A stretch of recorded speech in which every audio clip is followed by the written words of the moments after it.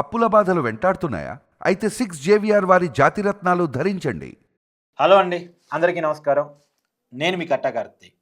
ప్రస్తుతం తెలుగు మీడియాలో ఏపీ క్యాడర్కి సంబంధించిన ఒక సీనియర్ ఐఏఎస్ అధికారి ఒక మహిళతో వివాహేతర సంబంధం పెట్టుకొని ఆ మహిళ ఇంకెవరితోనో సన్నిహితంగా ఉంటుంది అనేటువంటి ఒక అనుమానంతో కొట్టి చంపేసినటువంటి సంఘటన సంచలనంగా మారింది.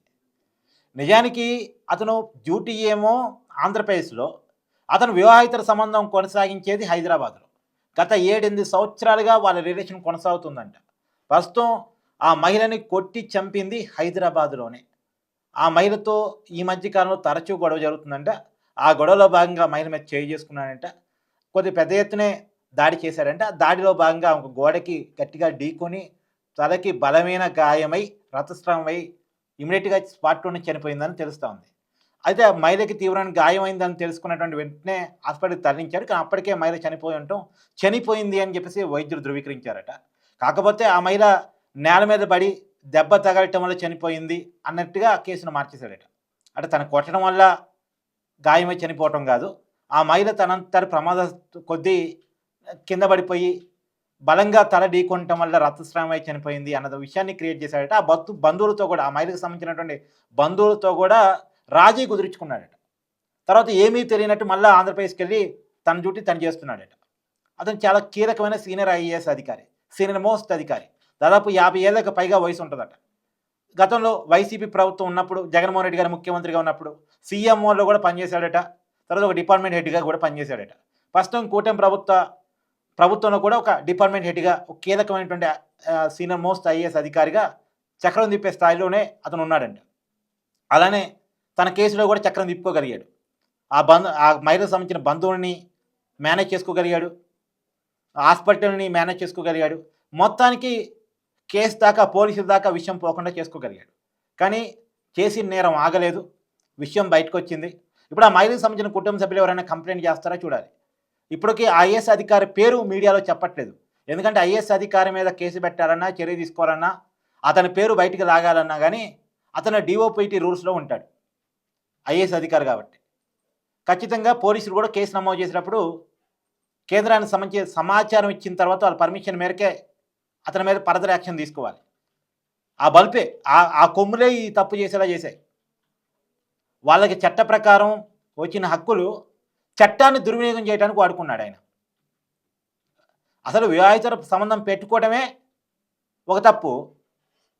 ఆ వివాహేతర సంబంధం పెట్టుకున్నటువంటి మహిళ మీద నాకు హక్కులు వస్తాయి అని అనుకోవటం ఇంకొద్ది భ్రమ. ఆ మహిళ ఇంకెవరితోనూ సన్నిహితంగా ఉంటుందని చెప్పేసి ఆ మహిళ మీద దాడి చేయడం అనేది చాలా పెద్ద నేరం.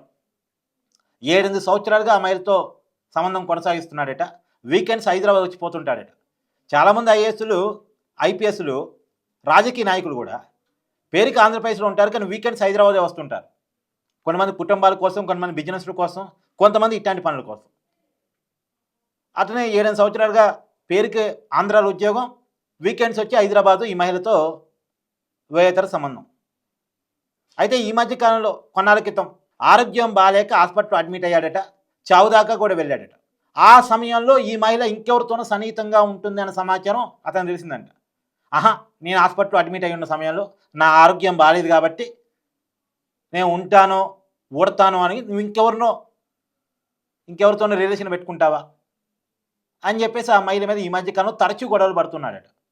ఆ గొడవలో భాగంగానే మాట పెరిగి చేయి చేసుకునే దాకా పోయి తీవ్రమైన దాడి చేస్తే, ఆ దాడిలో భాగంగా మహిళ బలంగా గోడకి ఢీకొనటం వల్ల పెద్ద దెబ్బతగిలి రక్తస్రావమై చనిపోయింది అనేటువంటిది అంతున్నటువంటి సమాచారం.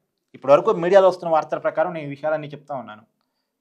కానీ ఒక వాస్తవం ఏంటంటే ఇక్కడ మనం చర్చించుకోవాల్సింది, ఒక ఐఏఎస్ అధికారి అయ్యి ఉండి ఒక 10 మందికి చెప్పే స్థాయిలో ఉండి ఒక 10 మందికి న్యాయం చేయాల్సిన పొజిషన్లో ఉండి ఇంత దారుణంగా ప్రవర్తించడం ఏంది? అంటే వివాహేతర సంబంధాలు అనేది తప్పు కాకు అనే స్థాయికి పోయాయి. ఇదో కామను, ఈ తప్పు కాదు అనేసుకునే స్థాయికి పోయాయి. మనం చూస్తున్నాం కదా, వైసీపీలో ఒక ఎమ్మెల్సీ ఇప్పుడు ఆయన సస్పెండ్ అయ్యి ఉన్నారు ఆ పార్టీ నుంచి. ఒక మహిళతో భార్యని పిల్లని వదిలేసి ఇష్టారాజ్యంగా తిరుగుతూ ఉన్నాడు. అదేంటంటే మా కోర్టు హక్కు ఇచ్చిందండి సహజీవనం, అలట్రీ, ఈ కొత్త పదం. ఈ పదాన్ని వాడుకుంటూ ఇష్టారాజ్యంగా ప్రేమాయణం కొనసాగించుకుంటూ ఉన్నారు. మీడియాకు కూడా ఇంటర్వ్యూ ఇస్తూ ఉన్నారు. అంటే ఓపెన్గా వాళ్ళు చెప్పేసుకుంటున్నారు, మా ఇష్టం అండి, మా కోర్టు పర్మిషన్ ఉంది, మాకు 18 ఇయర్స్ అబోవ్ మేము, మాకు అల్టరీ అవకాశం ఉంది, మా ఇద్దరికి ఇష్టమైనప్పుడు మీకేంటి? సరే మీ కుటుంబాల పరిస్థితి ఏంది స్వామి? మరి మీ ఇద్దరికి ఇష్టమైంది, మీ ఇద్దరి రిలేషన్ మీకు ఓకే, కానీ మీ కుటుంబాల పరిస్థితి ఏంది? ఆమెకో భర్త పిల్లలు ఉన్నారు, ఈయనకి భార్య పిల్లలు ఉన్నారు, ఈ భార్య పిల్లలు రోడ్డు మీద పడుతున్నారు, ఆ భర్త పిల్లలు వాళ్ళ పరిస్థితి అది. కానీ వీళ్ళిద్దరూ ప్రశాంతంగా హ్యాపీగా ఎంజాయ్గా గడుపుతూ ఉన్నారు. అంటే వేతర సంబంధాలు తప్ప ఉప్పు పక్కన పెట్టేస్తే ఇప్పుడు ఉన్నటువంటి పరిస్థితుల్లో తప్పు కాదు అనాలేమో కానీ, తప్పు కాదు అనే పరిస్థితులకు మనం నెట్టబడ్డామేమో కానీ, కానీ అంత మాత్రం కుటుంబాల చిత్రం కాకూడదుగా, కుటుంబాల ఆగం కాకూడదుగా. సరే వేతర సంబంధాలు పెట్టుకున్నారు, ఇప్పుడు ఐఏఎస్ అధికారి పెట్టుకున్నాడు, ఆ మహిళ మీద సర్వహక్కులు వస్తాయా? ఆ మహిళ ఎవరితో మాట్లాడాలి, ఎవరితో ఉండాలి, ఎంతవరకు ఉండాలి అంతా ఇతనే కంట్రోల్ చేస్తాడా? ఆ మహిళ పెళ్ళైన ఇతనితో వేతర సంబంధం పెట్టుకుందంటే ఇంకెవరితో పెట్టుకోదని గ్యారంటీ ఏంది? ఇంకెవరితో ఫ్రెండ్షిప్ చేయదని గ్యారంటీ ఏంది? ఇంకెవరితో సన్నిహితంగా ఉండదని గ్యారంటీ ఏంది? అసలు ఉండకూడదని చెప్పడానికి అసలు ఇతనెవరు?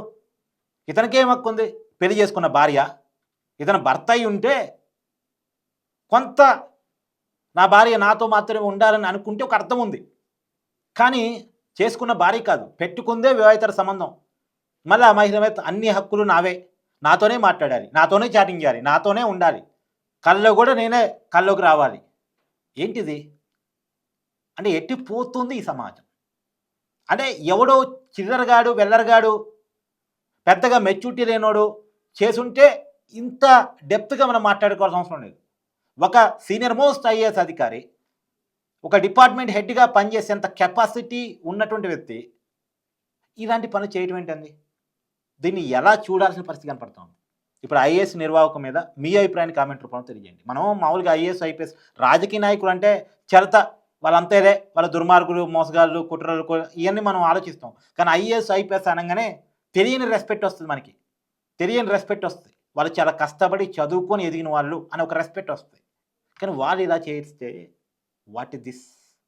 మీ అభిప్రాయాన్ని కామెంట్ రూపంలో తెలియజేయండి. Thank you.